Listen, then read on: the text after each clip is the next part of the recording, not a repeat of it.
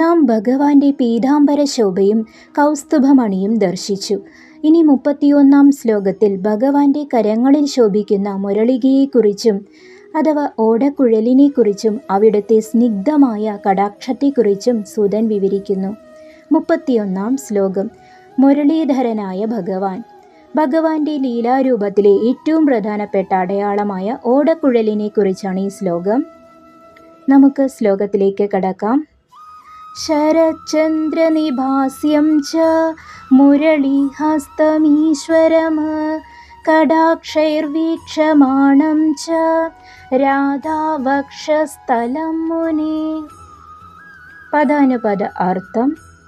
ശരചന്ദ്രനിഭാസ്യം, ശരത്കാലത്തെ ചന്ദ്രനു തുല്യമായ ശോഭയുള്ള മുഖത്തോടുകൂടിയവൻ.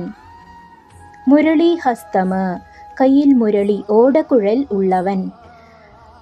ഈശ്വരമ, സർവേശ്വരനെ. കടാക്ഷൈഹി, കടാക്ഷങ്ങളാൽ കൺകോണുകളാലുള്ള നോട്ടം.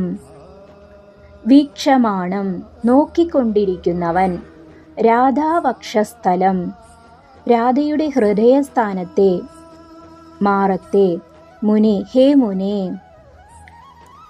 ശ്ലോകത്തിൻ്റെ സാരാംശം. ശരത്കാല ചന്ദ്രന് തുല്യമായ പ്രകാശമുള്ള മുഖത്തോടുകൂടിയവനും കയ്യിൽ മുരളിയേന്തിയവനുമായ ആ ഈശ്വരൻ തൻ്റെ കടാക്ഷങ്ങളാൽ രാധയുടെ ഹൃദയത്തെ നോക്കിക്കൊണ്ട് വിരാജിക്കുന്നു. ഗഹനമായ വിശദീകരണവും തത്വചിന്തയും. ഈ ശ്ലോകം അതിഗഹനമായ രാധാകൃഷ്ണ തത്വത്തെ വെളിപ്പെടുത്തുന്നു. ശരചന്ദ്രനിഭാസ്യം, സാധാരണ ചന്ദ്രനേക്കാൾ ശോഭ ശരത്കാല ചന്ദ്രനാണ്.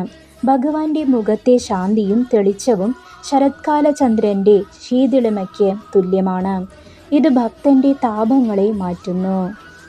മുരളി, ദ ഫ്ലൂട്ട്, ഓടക്കുഴൽ ഉള്ളുപൊള്ളയായ ഒന്നാണ്. നമ്മുടെ അഹങ്കാരം നീക്കി ഹൃദയം ശൂന്യമാക്കുമ്പോൾ, ഉള്ളുപൊള്ളയാക്കുമ്പോൾ ഭഗവാൻ നമ്മിലൂടെ തൻ്റെ നാദം പുറപ്പെടുവിക്കും എന്നതൊരു ആത്മീയ പാഠമാണ്. രാധാവക്ഷസ്ഥലം. ബ്രഹ്മവൈവർത്ത പുരാണത്തിൻ്റെ കേന്ദ്രബിന്ദു രാധാകൃഷ്ണ പ്രേമമാണ്. രാധ ഇവിടെ പ്രകൃതിയും കൃഷ്ണൻ പുരുഷനുമാണ്. ഭഗവാൻ രാധയെ നോക്കുന്നത് തൻ്റെ തന്നെ ശക്തിയെ നോക്കി ആനന്ദിക്കുന്നതിന് തുല്യമാണ്. രാധയുടെ ഹൃദയമാണ് ഭഗവാന്റെ വാസസ്ഥലം. ആ സ്നേഹത്തിലേക്കാണ് അവിടുന്ന് കടാക്ഷിക്കുന്നത്. ഗുരുനാഥൻ്റെ ഉപദേശം. വത്സ, ഭഗവാന്റെ കയ്യിലെ മുരളിയാകാൻ നീ ആഗ്രഹിക്കുന്നുണ്ടോ? എങ്കിൽ നിന്റെ ഉള്ളിലെ ഞാൻ എന്ന അഹങ്കാരത്തെ നീ മാറ്റണം. ഉള്ളുപൊള്ളയായ മുരളിയിൽ മാത്രമേ സംഗീതം ഉണ്ടാവുകയുള്ളൂ. അതുപോലെ അഹങ്കാരമില്ലാത്ത ഹൃദയത്തിൽ മാത്രമേ ഈശ്വര ചൈതന്യം നിറയൂ. ഭഗവാന്റെ കടാക്ഷം നിന്റെ മേൽ പതിക്കാൻ നിന്റെ ഹൃദയത്തെ രാധയെപ്പോലെ പ്രേമമയമാക്കുക.